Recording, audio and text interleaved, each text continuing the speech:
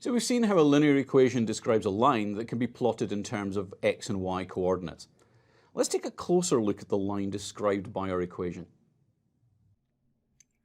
Note that the line extends to any possible pair of x and y values that can be calculated by the equation, including negative values and 0. Now the point where the line crosses the x-axis is called the x-intercept, and the point where the line crosses the y-axis is called the y-intercept.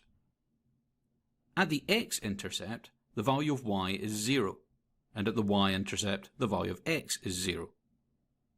So to calculate the x-intercept, we just need to solve the equation for x with a y value of 0.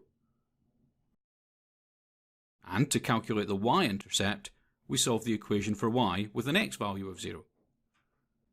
So our x-intercept, let's call it a, is negative 0.5, and our y-intercept, let's call it b, is 1.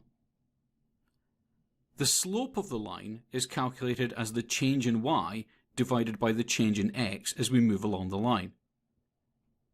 Now by convention we call the slope m, and because mathematicians love using Greek symbols for things, in this case the Greek letter delta is used to indicate change. We actually calculate the delta by taking 2 points on the line and subtracting the x and y values of the second point from the first.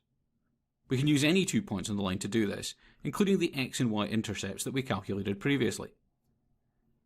In this case, the slope is 1 over 0.5. Well, 1 divided by 0.5 is 2. So if we go along 1 unit on the x-axis, we go up 2 units on the y-axis. Now let's return to our original equation.